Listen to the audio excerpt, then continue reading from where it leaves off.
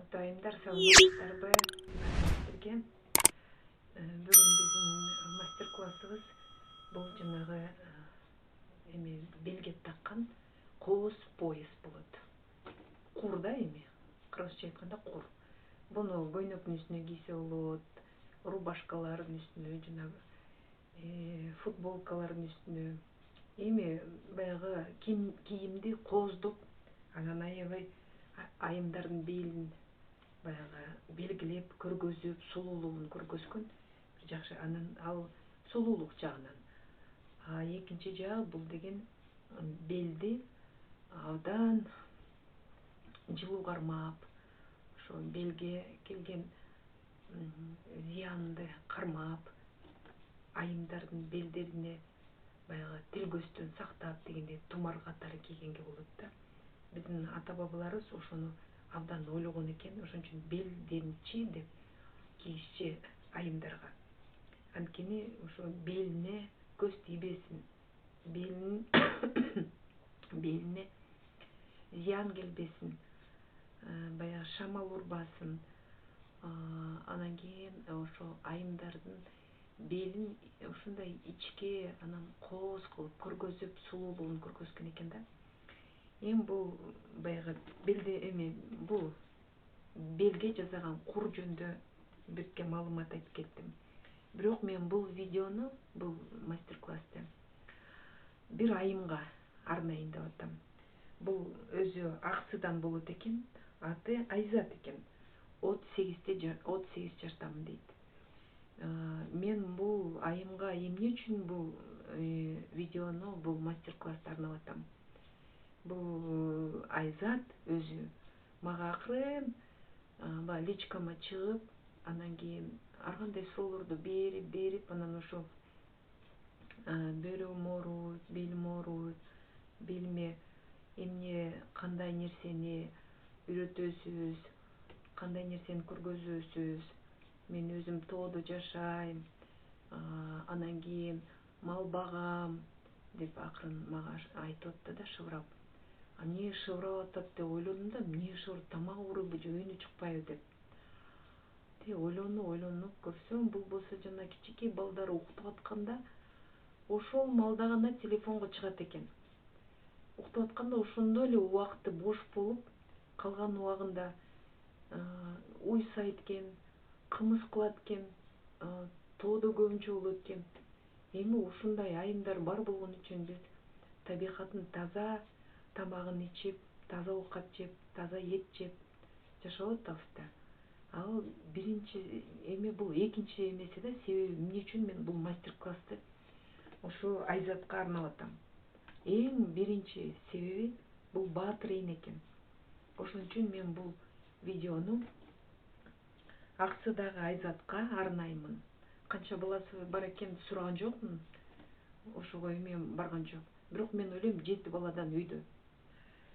Мыкты ушундай баатыр энелерге, Айзаттай окшош баатыр энелерге ушул мастер-классты арнап, анан ушул бел курду ушу көргөзөйүн деп атам. Сүрөтүн салып, жакшынакай кылып, жеңил кылып, жылуу кылып. Анан ошол көбүрөөк сүйлөп койсом эметип коюңуздар, кечирип коюңуздар. Мастер-класска өтөлү. Мастер-класс мындай. Бул деген шаблон деп коет. Шаблону бягына 100 метр, ортосунан 100 сантиметр, ортосунан 31 сантиметр. Бул жагынан 25 сантиметр. Эки жагы 25, бирде 31 сантиметр, биягы 100 сантиметр. Ошондо бул жагынан мына мынтип кыркып кетесиздер. Мындай кылып. Ушундай форма болуш керек. Мынакей. Ушундай форма болуш керек. Бул это не принципиально. Будан ичке кылсаңыздар болот. Будан өйдө кереги жок да, анткени бияка чейин кереги жок. Болгону 30 сантиметр нормально, мындай анткени кирет да, киргизебиз. Бул шаблонго мен азыр жүндү ченеп койдум, 100 грамм жүндү ченеп койдум. Моундай түрлүү жүндөрдү алып койдум. Вискозанын түрлөрүн алып койдум. Вискоза деген мондай Троицкая вискоза ушинтип сатылат. Бул деген эме жүнгө гана жабыша турган нерсе да, өзү эметпейт, кирбейт. Мындай өзүн эле алып эле эметсе болбойт да. Анан мындай маргеланский шелк алам. Эми канча видеолорду көрдүңүздөр, бүт раскладкасын мен азыр көргөзбөй эле коеюн, убакыт албай эле коеюн. Ну, раскладкасын мындай кылабыз. Мынтип кыйгачынан 45 градус 45 градус бул оңго, 45 градус солго. Анан кийин бунун үстүн жабабыз пленка менен, мынтип которобуз, кайра бул жагын кылабыз. Ошондо бул шаблон жүндүн ичине калат. Анан акырын кырккан кезинде мен сиздерге түшүндүрүп берем, кайсы жерине кыркабыз. Ошо кыркып алып, шаблонун алып, анан кийин баягы эметип беребиз. Сүрөтүн тартып, ага чейин да жетебиз. Азыр мен видеону токтотуп, анан эмки видеого чейин ушул жумуштарды кыла бериңиздер. Урматтуу айымдар, мен раскладканы ак жүн менен эки жагына чейин бүт кылдым. Бул жагы дагы раскладка, мына асты мына көрүп атасыздарбы? Бирок апапак. Анткени ал эме курдун ичи болот. Бунун үстүнө мен жашыл жүндөн бир аз себелеп, көк жүндөн да ушуну себелеп, анан үстүн вискоза, мына фон кылдым. Фон. Эми мунун үстүндө турналар болот. Турналардын сүрөтү болот. Мен мындай кылып кезип алдым. Болжолдоп мына ортосу 3 турнаны кылайын деп атам. Композиция кылып. Так. Мынакей. Бул турнанын сүрөтүн ушинтип тартып алдым. Ушуну карап азыр эметип берем. Эми мен турнанын полный кезип алган жокмун. Бул клеенкага мен только жанагы курсагын, анан тумшугун, канаттарын, анан буттарын эле кылдым. Азыр ак жүн менен ошонун баардыгын толтурам. Ак жүн менен толтурам ичин. Анткени бул жагы ак өң болот. Мынакей. Мынтип толтура берем. Бирде эме самын суу болгондон кийин раскладкасы жүн өзү эле жабышып, жашнакай боло берет. Мындайынан да ак жүндү салабыз. Салып, баардыгын жашнакай кылып мынтип кылабыз. Эми сиздер өзүңүздөр кылганда эч бир шашпаңыздар. Мен эми баягы на камеру работаю дегенден кийин ушул бат-бат кылайын деп атам. И колумда көнүп калганда мынакей. Ушинтип ак жүндү салып беребиз. Бул канаттары, экинчи канаты, берде болсо мына башын өзүнчө белгилеп коебуз. Бул жолу билебиз да, бул ак деп, бул жагы ак болот деп. Анан бул ак жүн менен иштеп атам. Азыр мен вискозаны саламын. Вискоза менен иштейм. Кара вискоза менен канаттарын, баштарын бүт бөлөбүз азыр.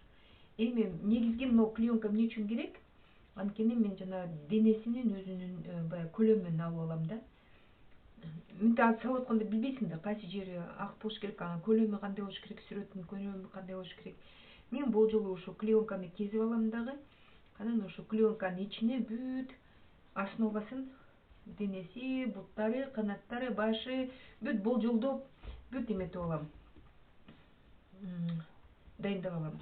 Бүт жашнакай кылып дайындап, мындай кисточка менен түздөп колго жабыша берет. Кисточка менен түздөп, бияка киргизип, эметирсеңиздер болот. Сол колуңуз менен жардам берип, оң колуңуз менен мындай кисточка менен бүт түздөп, анткени колго илеши берет. Мынакей бүт түздөп алдык. Дагы мынтип пакетин алабыз. Буянын баарын кармап, шашпайбыз. Пакетке илинип, жуунуп, ээрчип кетет. Ошон үчүн абайлаш керек. Акырын суруп алыш керек. Мынакей мен основасын апапак кылдым да. Основасын ак кылып, эми берге турнанын эмесин денесин кылдым. Азыр кой тургай мен жаныма полотенчик алып алайын. Эми вискоза менен иштейбиз да. Мен мынакей турнанын денесин жасап алдым. Денесин жасап алдым. Эми болсо ак вискоз, кара вискозаны алабыз.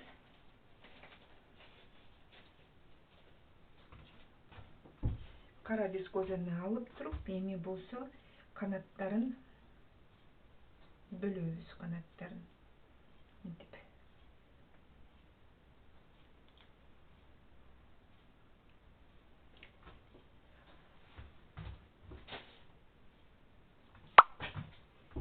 Кесип койгон вискозаларым бар.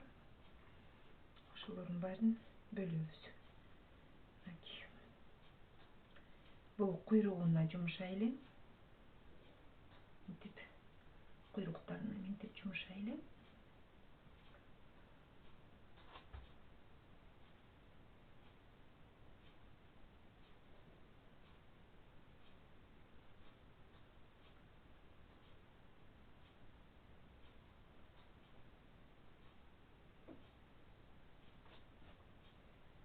Кара вискоза менен биз канаттарын бөлөбүз.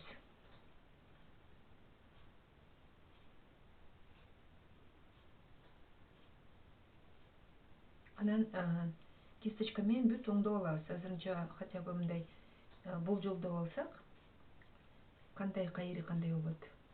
Так, бул жагына бир аз кичирээк кылабыз. Өтө көп эмес. Мындай кылып. И бул жагына азыр биз куйругун алып кетебиз. Куйругун алып,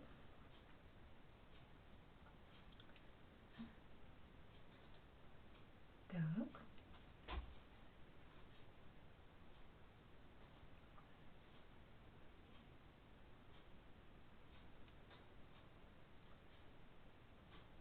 Так, куйругун болжолдоп эметип алдык. Эми болсо азыр биз тумшугун бөлүп алайлы, эме башын, көздөрүн бүт эметип бөлүп алайлы. Бизге көрүнүш керек да, эмне кандай болуп атканын. Бул эми башы, бuyагы башы. Так, бул жагында мойну болот. Мынакей, мойну. Мындайынан мойну келет. Мойну келип, мойнун белгилейбиз. Жакшылап тышнакка кылып мынтип белгилеп коебуз. Кene бул мойну. Бул жагы болсо мына башы, бuyагы мойну. Эми могу мойнунан биз болсо мынтип канатын бөлүп кетебиз. Канатын бөлүп мындайынан кетебиз. Так. Канаты бул мойну, мынакей. Мойну билинип атат. Азыр бир кызыктай бул көрүнгөнү менен бул өзү негизи бүткөндөн кийин жашынака болуп билинип калат. Кайерде болгонун. Так. Канатын буягын да канатын кылабыз. Буягын да канатын кылабыз. Канатын кенен жайып эмтип атат. Так. Буягын да ушундай кылабыз, бөлөбүз. Азыр бүт бөлүнөт. Башка өңдүү вискоза менен да бөлөбүз. Мынакей. Бөлүнүп, мына канаттар бөлүнүп калды. Бул жагы курсагы, бул жагы буту. Азыр курсак жагын мынтип бөлүп коелу. Мынтип көрүнүп турсун, что это курсак. Так. И бул жагына мындайынан канатын бөлөбүз. Я канат деп. И бул жагына дагы биз канатын бөлүп коебуз буяка. Мындайынан бөлүп бүт белгилеп коебуз. Ошо көрүнүп эле келе атат. Мынтип бөлүп эметебиз. Азырынча бул турнанын баягы куйруктары, канаттары кара өң болуп бөлүнүп турат. Эми болсо биз азыр эмне кылабыз? Эми болсо ушулардын баарын азыр белгилеп, башкача бөлүп, башкача эметебиз. Так.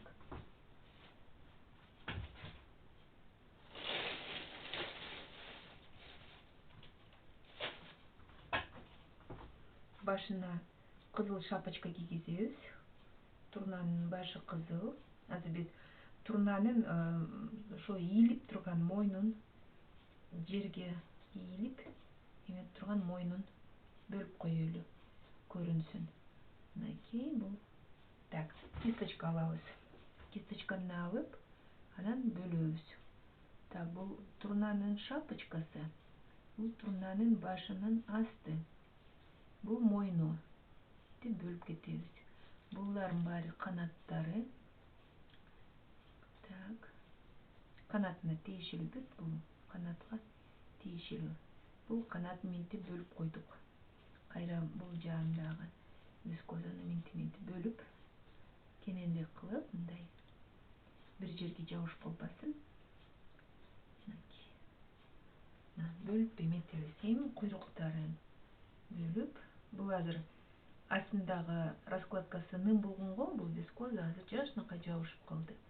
Жабышкандан кийин биз ар бирөөн бөлүп, жашынакай кылып туруп баарын тегистеп, ушинтип сүрөт тартып беребиз. Бунун эч кыйынчылыгы жок. Бул азыр основасы. Мынакей. Эми бул шамал болуп, ээн талаада чөптүн арасында турган турна, канаттарын баары шамал уруп, бул башын эңкейтип, чөптүн арасында өзүнө керектүү нерсени издеп аткандай болуп, азыр сары вискоза менен дагы эметип бөлөбүз. Азыр пока жете элекпиз ага. Так, мынакей. Буну да жасадык. Эми болсо көкөңдү вискозаны алабыз.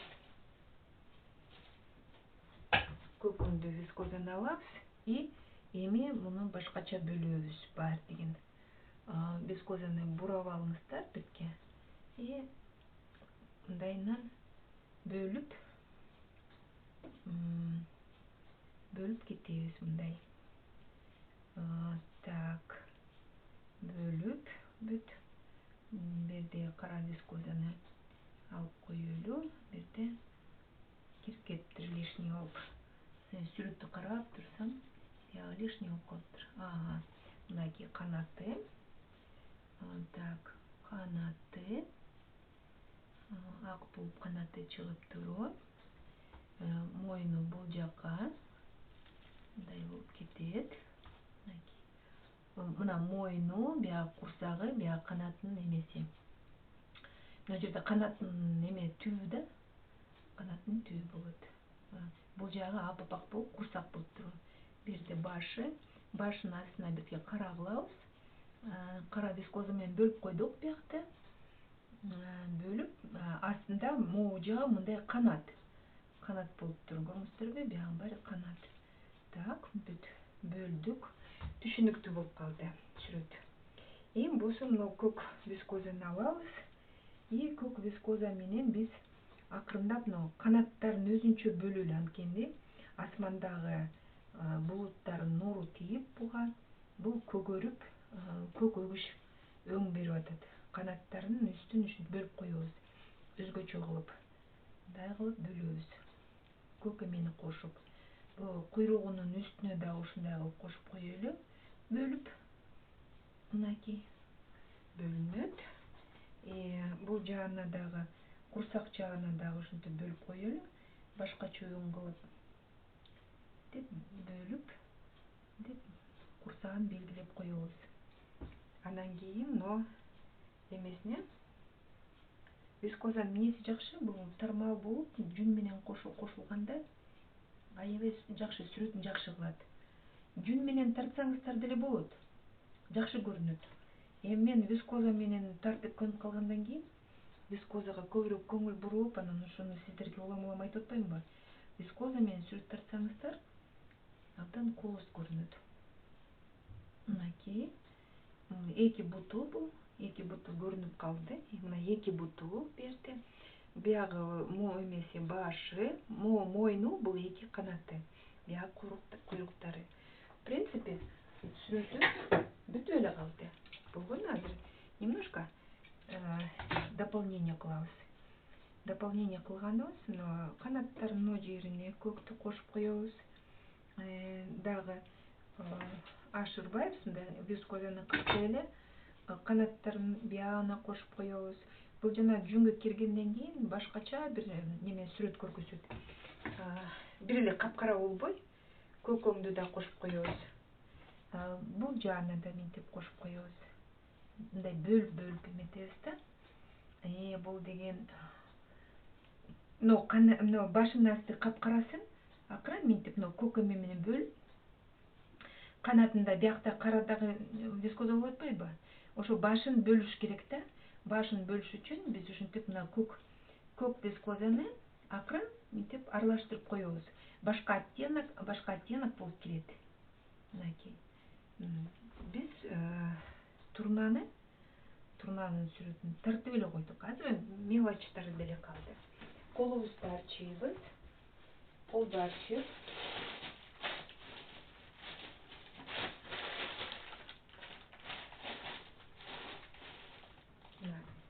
күрөң өңдүү вискоза бар. Күрөң өңдүү вискозаны алабыз. Эми мунун бутун жасайбыз. Бунун буттары калың кылбайбыз, ичке алабыз. Жөн эле белгилеп коебуз. Бул жерде буту бар экендигиндей кылып. Буттарын ушинтип белгилеп коебуз.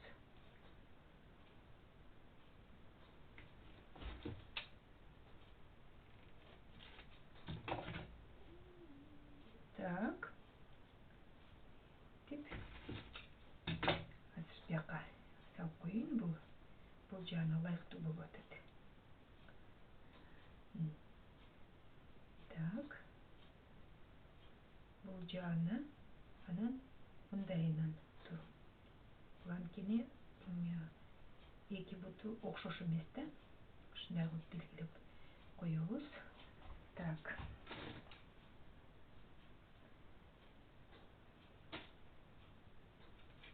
Вискоза аябай колго илешип,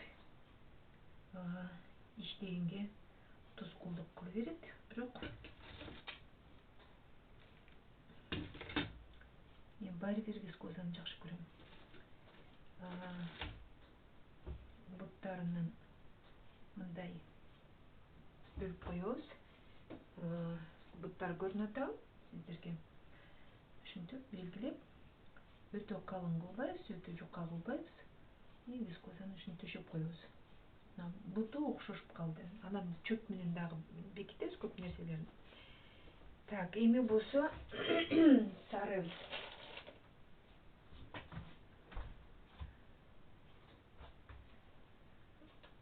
жерде күрөңүрөөк вискоза бар экен, ошону аралаштырып коеюн.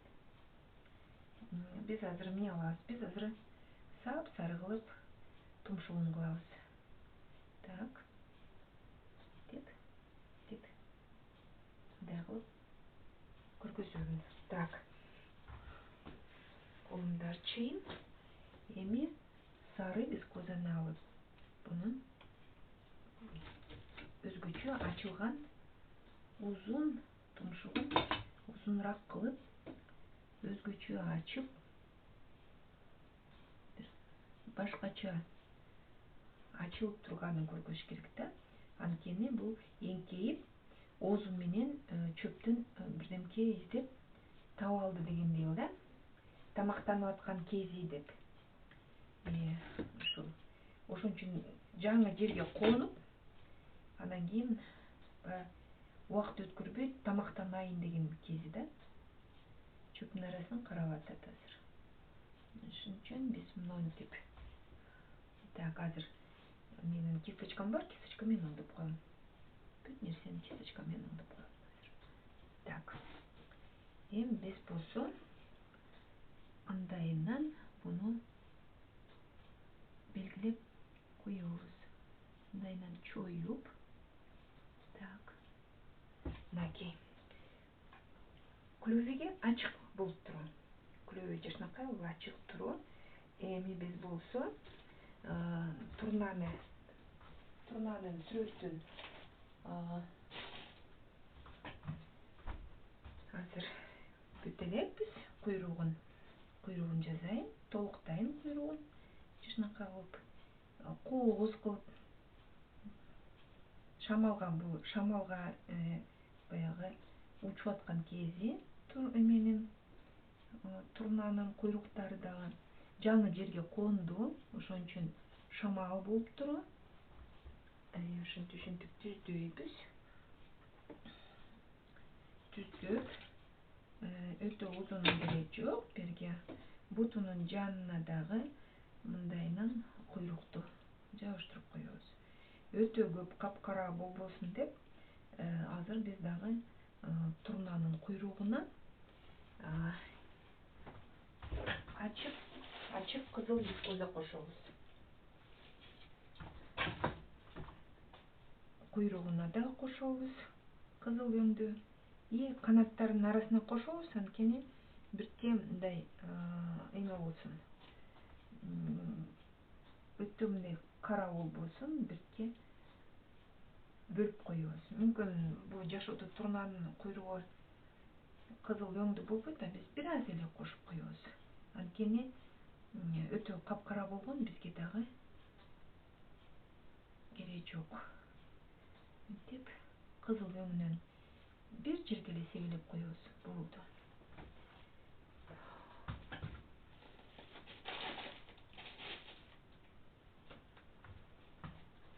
Эми конечный результаты мындай. Мен азыр ак жүндү алам. И мына жердеги вискозалар, канат жакка кирип кеткен вискозаларды бөлөмүн. Бөлүп, агартып, бекитем да. Ошон турнанын курсагын бирке башкача кылып бир жакка чыгарыш керекмин. Ошон үчүн жүндү саламын. Жүндү салып, ак жүндү салып, мынакей калыңдап, ошондо киргенде баары бир бирке жүн калың да. Ошондо мойну, башы, курсагы бир жакка чыгып, канаттары нар жагында болуп калат. Биз мындайынан салам, мындайынан да салам. Минтип салып, анан кийин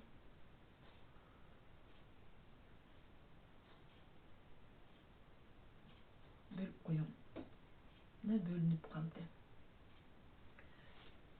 Курсагы бөлүнүп, башкача болуп, бирке бутуна деле ак эмеден жүндөн салып коелу. Деп.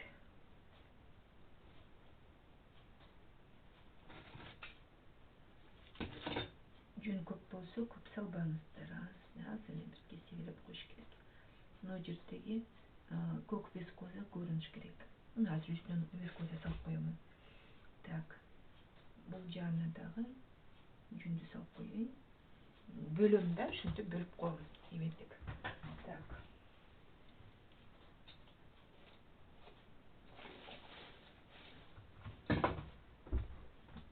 Мен вискозалардын баарын нар жакка койгом, суу болуп калса жарабай калат. А берин баары суу болгон үчүн мен ошо столдон нары басып сиздерге көргөзүп атам. Үйрөнүңүздөр. Кызык болсо ушинтип эметип берсеңиздер болот.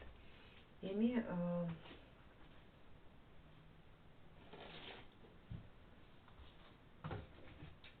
только көз эле калды. Көзүн анан мончок кылсаңыздар болот, же жок десеңиздер шыр эле көз кылып кетсеңиздер болот.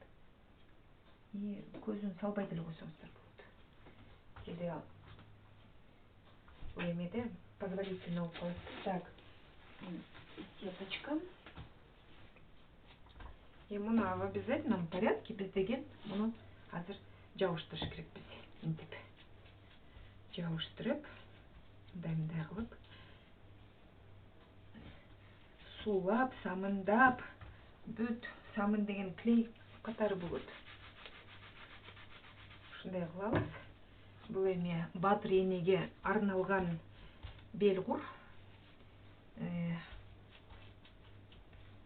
Ошон үчүн аябай жакшы болсун.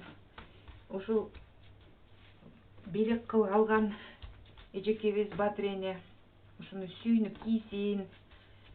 Ошо сүрөтүн сиздерге көргөзөйүн деп эметип атам. Так, бул бир турна. Менин оюмда бир турна аз болот. Бир турна деле болот, бирок мен үчүн бул аз болуп көрүнүп атат. Ошон үчүн мен бияка дагы бир турнаны салам. Ошондо 3 турна болот да. Мынакей. Мен дагы турнанын өзүнүн негизи эмесин дайындап койдум. Дайындап, бүт жашнакай кылып, мынакей бул сүрөтү, бир турнанын сүрөтү дайын. Эми бул жолу мен моундай кагызга тартып алдым. Өзүм жөн эле карап турганга эле. Деп жаныма кое алып, анан карап турганга болду. Ошол үчүн эле мен муну тартып коюп койдум. Сүрөт өзүңөрдүн баягы турнанын сүрөтү болсо, сүрөтүн жаныңарга коюп алгыла. Менин бүт турналарым сүрөтү телефондо, а мен телефон менен съемка кылган үчүн мен мурда телефонду коюп алып эле, анан ошо телефондон эле карай берчим да. Карап, анан жаза берчим. Эми азыр болсо мындай эме болгондой мен кагазга тартып алдым. Азыр биз бүт ак жүнгө салабыз. Баягы деген турнанын өзүнүн сөлөкөтүн кылабыз да. Бутун, берде буту, берде канаты, берде башы деп мен эме бөлүп алыш керекмин да. Ак жүн менен мен бөлүп алыш керекмин. Ак жүндү алып, анан кийин бөлүп, бул клеенкасын алгандан кийин мен билем да, кайсы жери канат көрүнүп турат, кайсы жери башы, кайсы жери буту. Аны ошон үчүн ушинтип эметем. Эми суулагандан кийин, самындагандан кийин булардын өңдөрү да бир кызыктай болуп, мындай темный оттенок болуп, ушинтип көрүнөт да.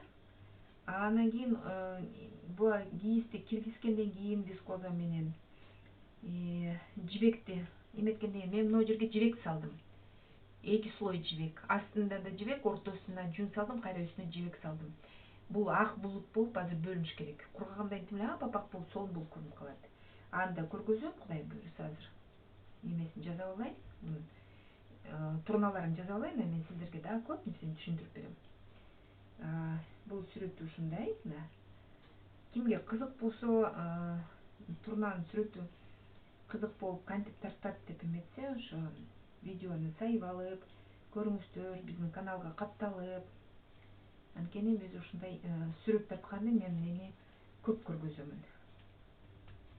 Абдан кызыктуу нерсе, үйрөнүп алса болот. Мен сүрөт тарта албайм деген баары тартат. Мен мынакей жүндү бөлүп алдым. Турнанын эмесин бөлүп, мен азыр суулап, самындап, клейлеп коеюн. Колго жабышканына караганда мунун самыны аз болуп атат. Эми мындай алып, бияка коюп, анан акырын, клеенкасын акырын алып чыгабыз. Бияңан шашпайбыз, ошо клеенканы алып атканда шашпайбыз. Анткени бул клеенканын четтери курч болуп, анан кезилгенден дагы зависит этет да. Клеенканы ээрчип кетип калышы мүмкүн, анан кийин кайра ордуна коюп, кайра оңдогон бизге азыр кереги жок бул. Мен көрүп алдым. Мына 2 канаты, бул башы, бул 2 буту. Болду. Эми ушу менен мен азыр колумду кургатам. Бул дагы учуп келди, отурду жерге. Жерден азыр издеп атат. Издеп, тамак чөптүн арасында өзүнө оокат издеп атат. Кара вискозаны алабыз. Кара вискозаны алып, бирден кыркып алабыз. Биринчи кыркып алыш керек. Биринчи кыркып, мен эң биринчи ушу вискозанын сүрөтүнө жараша азыр эме куйругуна коюп берейин. Эми бул деле учуп келди. Куйруктары бир жакты карап атат. Баары тиги бир жерден келишти. Асмандан жерге түштү. Асмандан жерге түшүп, бирге чөпкө аралашып атат.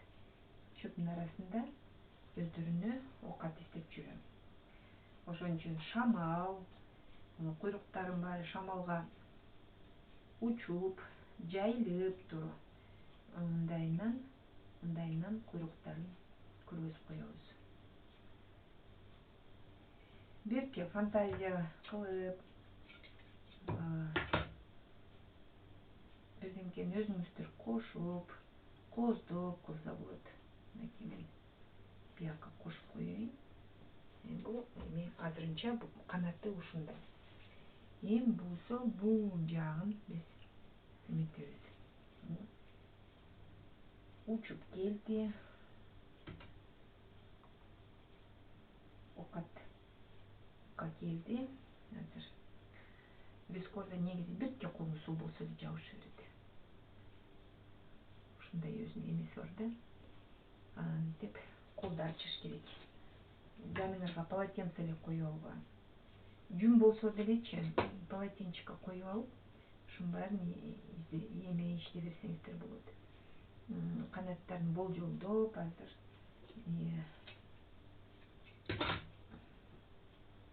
мындайынан кой берип, так, эми бунун бир канаты биякты ылдый жакты карайт деп белгилеп коелу. Мындайынан, так, мындай жабыштыра беребиз. Колго жабышканын баарын бияка. Анан мен кисточка менен бүт оңдоп коем. Азырынча ушундай кылып беребиз. Так. Эми мындай кара өң таппасаңыздар вискозанын, кочкул тимине аябай темно синий деп коет, көк. Ошону деле сиздер чай эмени жасасаңыздар, турнаны жасасаңыздар, ошол өңдү деле кошуп койсо болот. Капкара болбосо, ошо көктүн өңүн болгондо темныйрагы керек да. Аны сонун болот ал деле. Мен баягы керменде сайганда кара ирис жип табылбай, аны мен көк өңдүү эле кылып койгом. Ошол деле жакшыраак көрүнөт экен. Эми сиздерде баягы кара вискоза таппадым, жок, кантем деп түшүнсөңүздөр, көк өңдүү моундай тимени көк эмени кылып койсо болот. Ал деле тура болот да. Так, мындай биз бөлөбүз башын. Анткени канаттын наржагында так. Ушул жерде колду аябай сүрүп эметиш керек. Так, бул канаты бул жагынан мындай кетет. Мындайынан. Так, и бирден могу жери кошулган жери. Сүрөттү карап турабыз. Бирди мынтип бөлүп коебуз. Мынакей. Мындайынан бөлөбүз. Анан мындайынан бөлүп коебуз. Так. Анан кийин бул жагын бөлүп коебуз. Канат деп.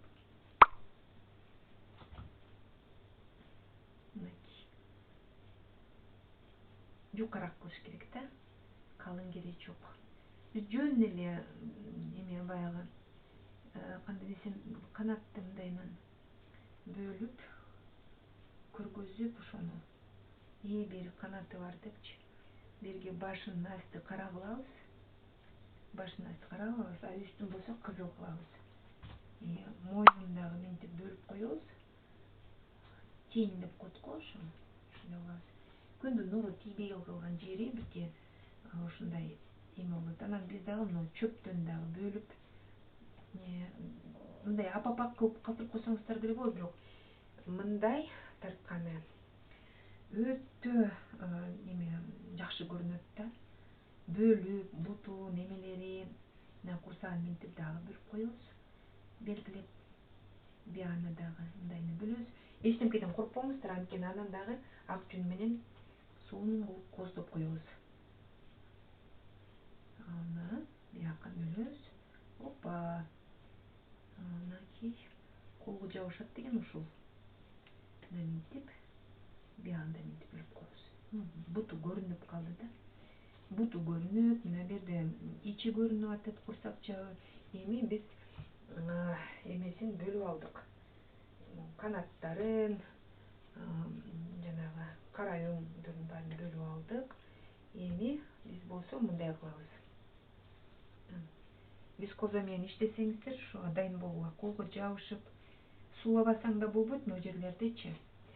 Анан колго жабышып, ээрчип, так, кара вискозаны алып койдук, эми бизге кызыл вискоза керек. Ошо турнанын сүрөтүн тартканда кызылдан бүт келе керек. Шапочкасы башына үстүнө. Мынтип басып бияка коюп коеюн. Мындай шапочкасы.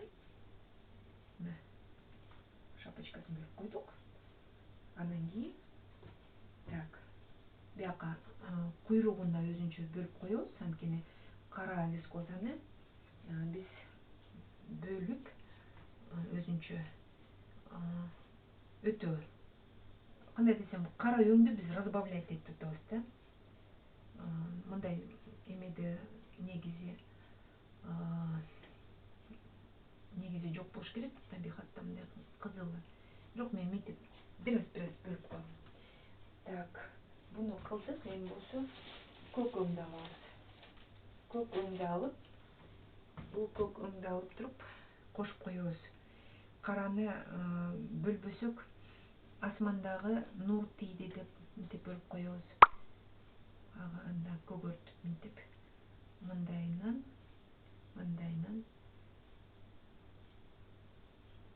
бөлүп коебуз. Мынакей. Нуру тийип атыр да. Асмандагы нур тийип атат.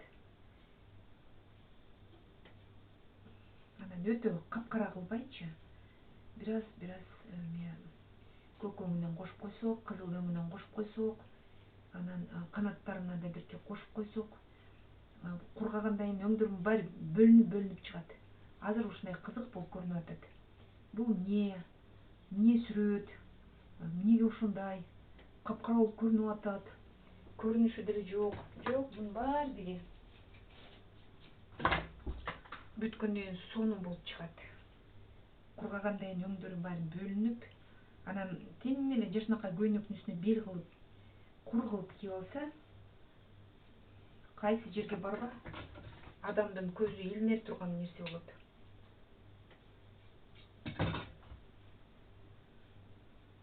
Сонун, бул эмне деп кармалап, токтотуп, карап, эми биз батыр эненин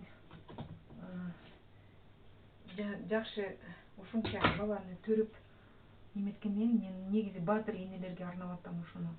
Белдерине ошондой нерсени кийип, кубанып, балдарын ээрчитип алып, тойго барабы, башка жака барабы, кубанып жүрүшсүн. Так, эми бизде буту калды, анан кийин сары вискоза менен биз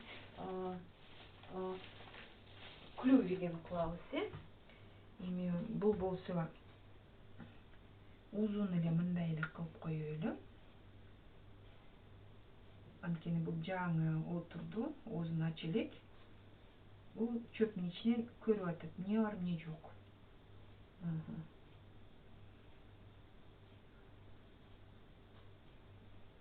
Так, бөлүп койдук, жашынакай кылып. Кандай сонун вискоза менен сүрөт тарткан. Өзүнчө бир керемет. Так.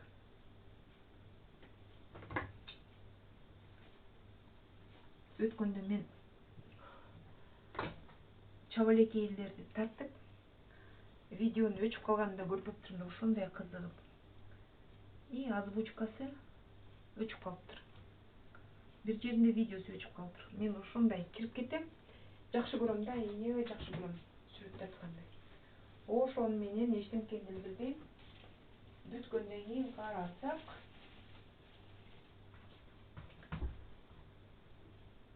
кайра андан кийин оңдодук. Просто убар болуп калдым да, бирок мен ошончолук ошо вискоза менен тартканды аябай жакшы көрөм. Жакшы көрүп, сиздер дагы ошо үйрөнүп, көрүп, сүрөт тартып этиңиздер. Мынакей бул эңкейип, буттарын түз турбайт да, буттар. Анткени берде бирке движенияны да көргөзүш керек да, анткени бул учуп келди да. учуп келди. Эми учуп келди. Отурду. Буттарын баары баягы башкача турса мейли. Узун кылып буттарын узун кылып коймокпуз. Жок, бул жаңы учуп келди. Асмандан жаңы учуп келип, анан кийин жаңы конуп, ошон үчүн буттарын мындай движение да кылыш керек да, жөн эле тургузуп койбой. Учуп келди, жаңы келди.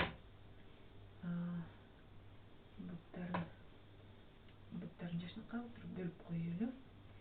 Тизелери да арт жакка карайт да булардын тизелери. Так, мынтип колум арчый. Бираз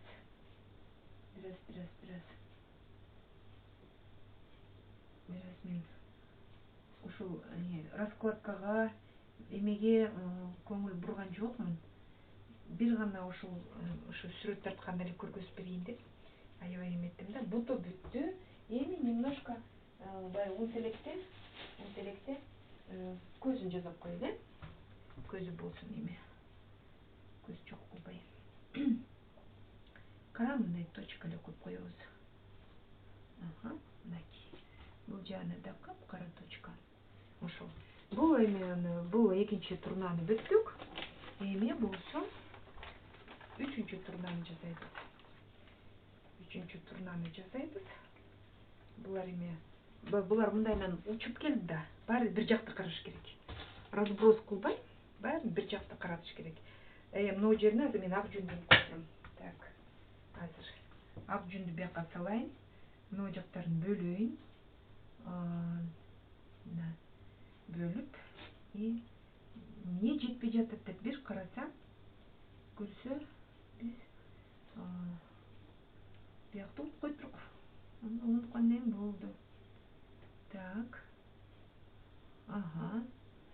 Мындайынан салабыз. Бияка куйругундан бөлөбүз. Курсагын бирге бөлөбүз. Өзүнчө, еще мойну бар. Мойнун да апап кылып жашнакка алып бөлөбүз. Так. Мынакей. Мындай кылып алайлы. Так, көзүнүн үстүнө түшүп калбасын. Мындайынан мойну апап кылып бөлүп коебуз. Так, бул жерине да дополнительно салабыз. Анткени бир жакка бөлүш керек буну. Мынакей. Эжекелер суунун болуп келатат. Аябай суунун болуп келатат. Так.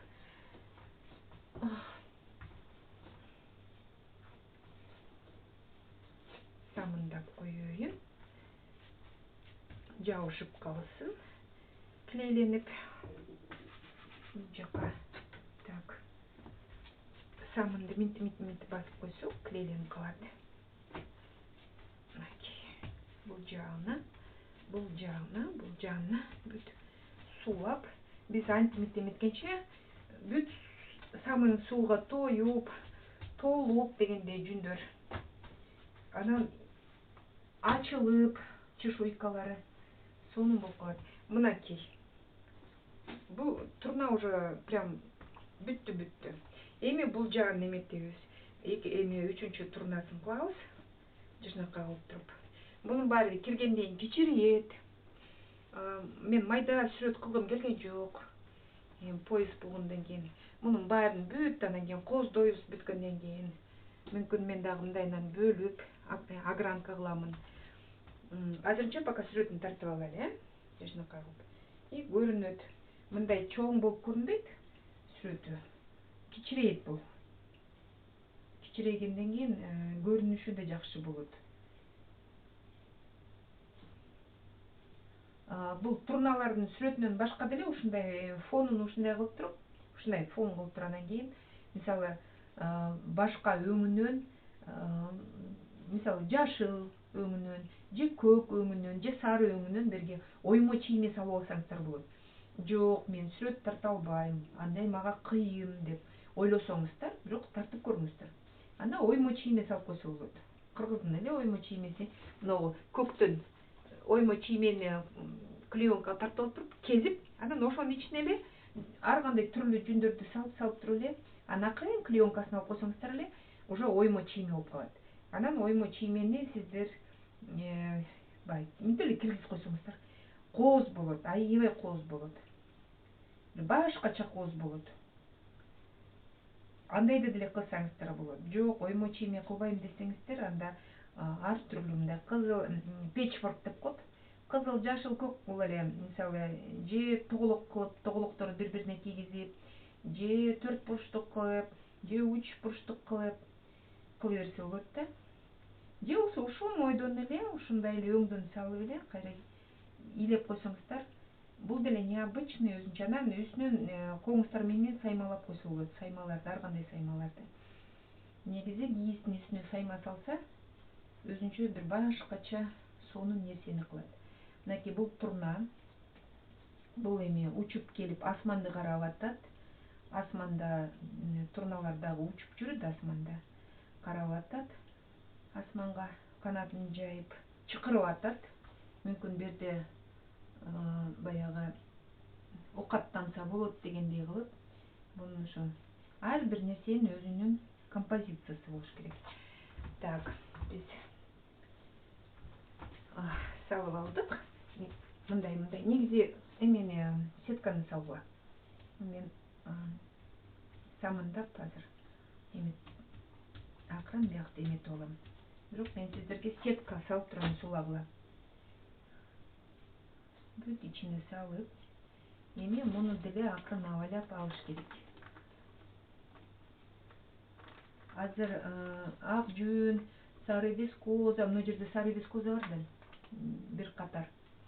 Андай бири-бирине өңдөрү биргелип, бир общий мындай фон болуп, бөлүнбөй туруу. Кургагандан кийин мунун баары бөлүнүп калат. Сонун бул бөлүнүп калат. Так, мынакей. Всё, мунун баары клеенка кереги жок.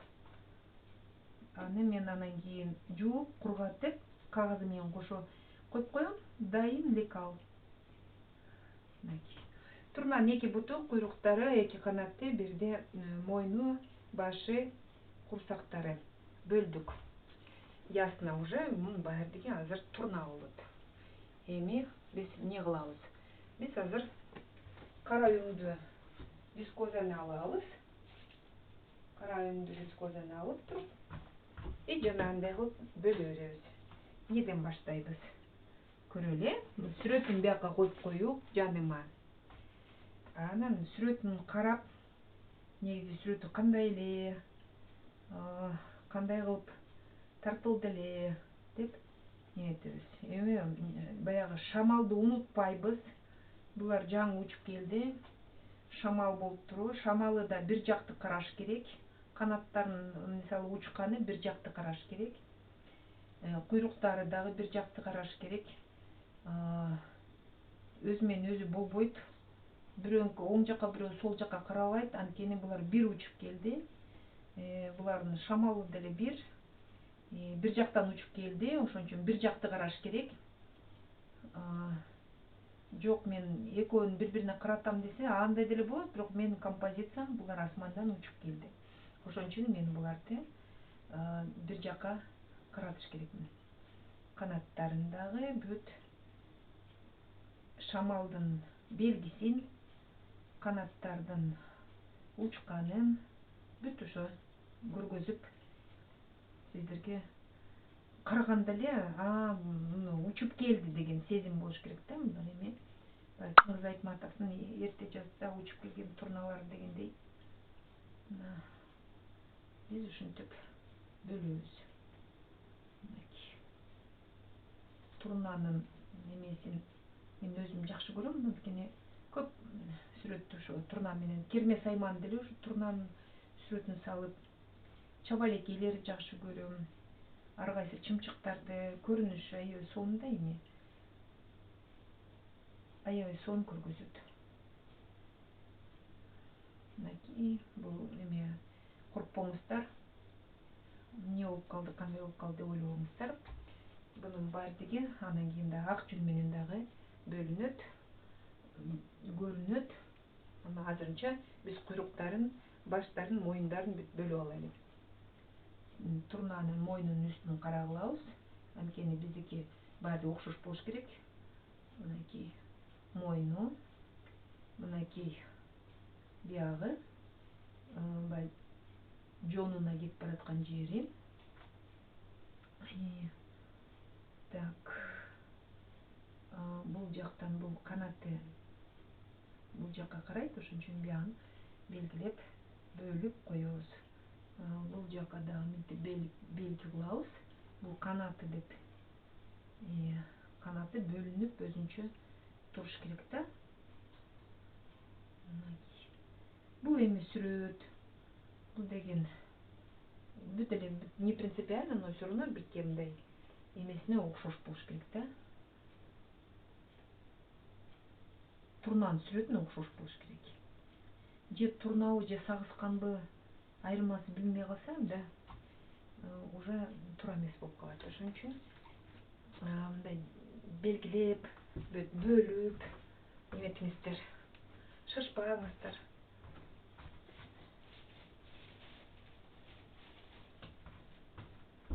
Мынча эмне чоң сүрөтү деп ойлобоңуздар. Бул деген азыр бөлүнөт, кичирейет, жашынакай болуп кичирейип калат сүрөтү. Башкача көрүнүшү да башкача болуп калат. Азыр биякта канаттары кичинекей, перышкалары да, бул жерде. Бул жерде кичирээк да, ошон үчүн ошону өтө чоң кылып эметпеңиздер. Беринде кичинекей, биягында чоңураак кылып мындай белгилеп, анан дагы бөлөбүз. Так, азыр мойнунун астын бөлүп коеюн. Мынакей мынтип. Мен азыр бул эми бел курудун кыйынчылыгы деле жок. Бычып туруп эле салып эле.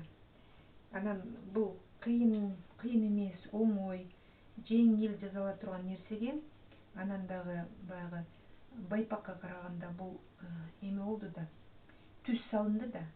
Ошон үчүн мен баягы байпакка салган сүрөттөрүмдү түшүндүбү, түшүнгөн жокпу, туура болдубу же туура эмес болуп калдыбы деп анан кайра ушул бел курду көргөзүп берейин, белди кантип коздосо болот деп мен ошо түз салып алып туруп сиздерге ошол видеону баатыр энелерге арнап атам. Баатыр энелерге, жетиден өйдө төлөгөндөр ушул энелерге арнап біртолы сиздерге сүрөттү көргөзүп берейин. Тоодо жашайм жеке деп мага ушинтип сураштырсам, суроо берсем, өзү негизи аябай скромный экен. Мен деген тоодо жашайм, эже мага ушу белкур ушундай бир носки, ошонун баарын үйрөнөйүн деди элем. Убактым болбой жатат, бирок аябай кызык экен. Кызыгып карап атам деп ушинтип анан кийин бөйрөгүм да ооруйт. Ай, бөйрөгүң ооруса ушундай кылып албайсыңбы деп айтсам, эже тоодо жашаймын, мен баатыр энемин деп аны дагы тим эле үйүнөн чыгарбай акырын айтат. Анан баатыр энелерге арнайынча ушунчалык скромный энелерге, ушунчалык ушул баатыр энемин деп да айтпаган энелерге, айымдарга, ошо тоодо жашап мен уйсайм, каймак кылам, бээ сайм дейт, сүйүнсө болот да. Ушундай бизде кандай мыкты айымдар бар. Ошол жети баладан өйдө төрөп, уйсап, тоодо жашап, мен үчүн бул туура эле баатыр эне экен. Анан отуруп ойлонуп бир белек кылайынчы деп ушул видеону мен ошо баатыр энеге арнап атам, бүт баатыр энелерге арнап атам. Энелер, баатыр энелер, сиздерге ушул видеону арнап, сиздер аман болуңуздар, балдардын баарын жакшылыгын көрүңүздөр, ийгилик болсун балдарыңардын. Анан эми мен үчүн бул просто радость берип коюш. Таксиге салсам жетип калат дегендей кылып атам да. Эми азыр буту калды, көкөң менен бөлөм азыр. Мен мындай бияктан бескозаны алыс алганымды түшүндүрдүм. Эмне нары бери чуркап жүрүп жанына кое албай деп айткандар да болбосун. Эжекелер бескоза сууга тийсе, анан кийин каерде калганын билбей калам. Ошон үчүн алысыраак коюп, мына колго жабышып, мына деп атат, көрүңүздөрбү?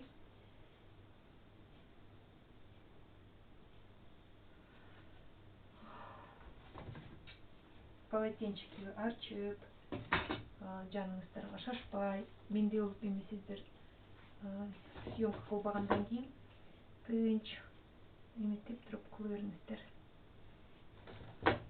Кызыктуу нерсе аябай. Мынакей бөлүп коебуз. Баары эле капкара, кыпкызыл, апапак боло бербей, көкөңүн да кошуп коелу бетке. Анан жүн киргенден кийин сонун көргөзөт эле көрүнүшү. Башкача болот. Жүн бери тебет, бескоза кирет.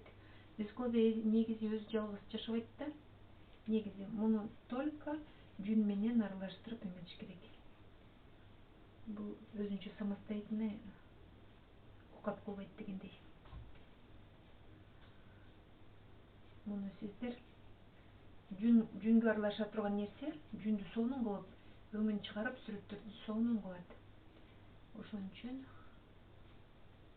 бул натуральный вискозный волокна деп коет.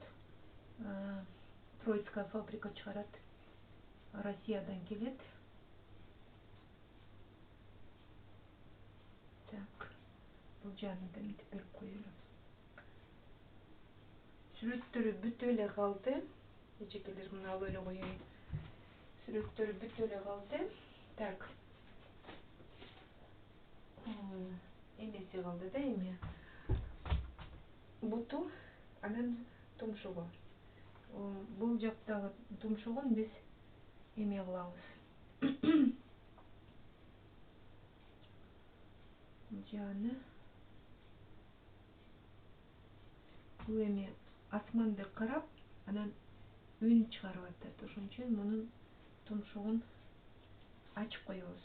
Клювигин ачып, бул эми жана оозун ачып үн чыгарып атат да. Турналарына айтып атат. Бул жакта бар экен жей турган. Бияка келгиле дегендей кылып. Мынакей берден эле бескоза суу болуп калды. Бияка коозду коелу. Жүнгө кирип кетип, анан өңүң жок болуп калбасын. Азыр мындай кылып жаап коебуз. Мынакей сары өң бүттү. Так. Эми бутун кылайлы. Бутун кылабыз. Бул жаңы конду. Жаңы конуп, буттары андай түз эмес. Бетке буттары түз турбайт. Жаңы конгондон кийин учуп келатып, чарчап буттары мындай кылабыз. Көргөзөбүз именно ушу. Бул учуп келип конуп аткан композиция. Бул башкача нерсе экен деп белгилеп коебуз.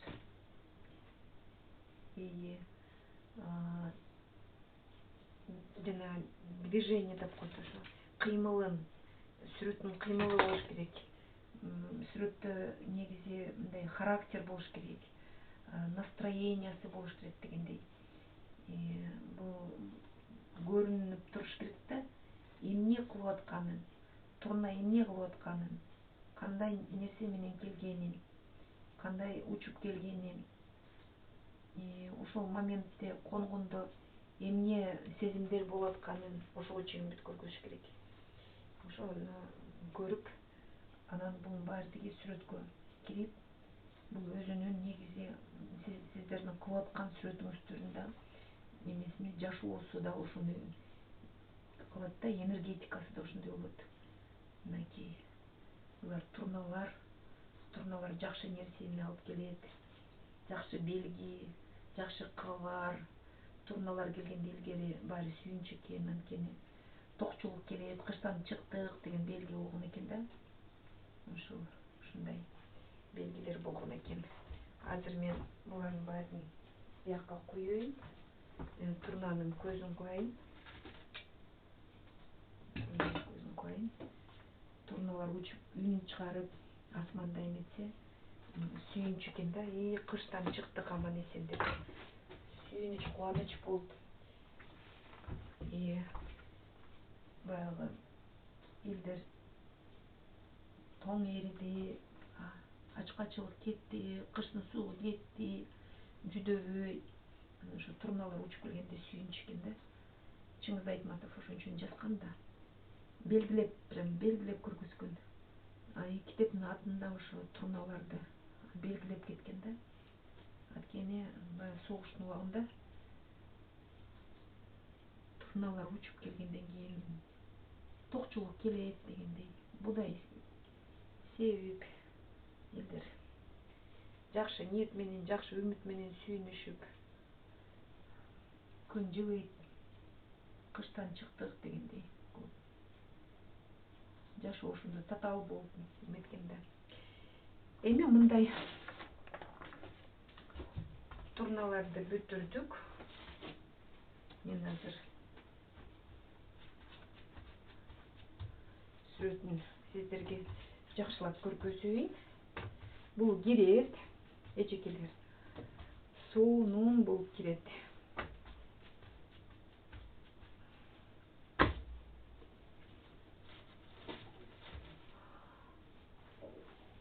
Эжекелер, мен 3 турнанын сүрөтүн сиздерге тартып бердим. Шашпай, ушул моментте видеону токтотом. Калган баары түшүнүктүү.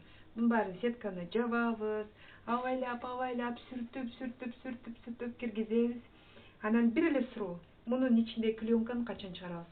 Бир сыра сүрүп, баардыгы бир сыра кирдим дегенде, акырын арт жагынан кезебиз да, анан клеенканы чыгарабыз.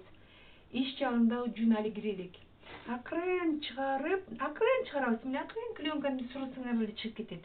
Ламинат деле чыгып атпайбы? Анан ошону мындайынан сетканы жабасыздар.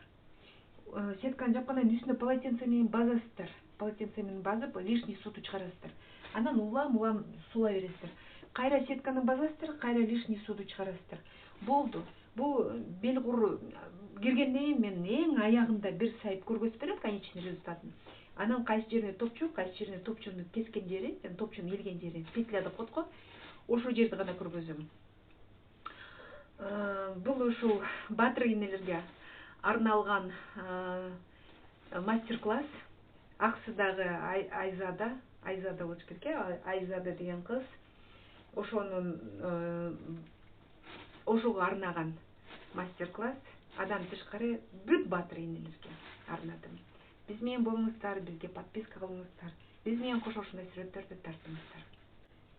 Урматтуу айымдар, жанагы айткан поезд бүттү. Мынакей. Бул кирди. 70 грамм жүн кетти. И бир аз вискоза. Ашып кетсе мүмкүн бир 10 грамм вискоза кетти. Мынакей. Көргөзүп коеюн сиздерге. Бул белгур. Мына раскладкасы, көрүңүздөрбү, канча киргенин. Раскладкасын мен бул жака 1 метр кылгам. Бияга болсо 79 сантиметр болду. 30 сантиметр кирди да. И бул жагына да кирди. Бияга 20 сантиметр болсо 30 сантиметр болчу. 10 сантиметр бияка, 20 сантиметр бияка кирдиптир. бул эмне деген эме мастер класс, бул эмне, кандайга жарайт деген мына кантип муну кийет, мен сиздерге көрсөтөйүн. Көйнөк ушунака түздөп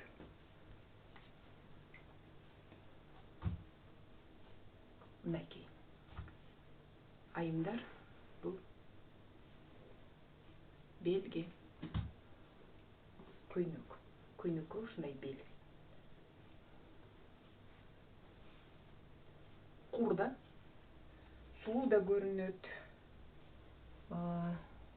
корсет сыяктуу, но немеси жакшы.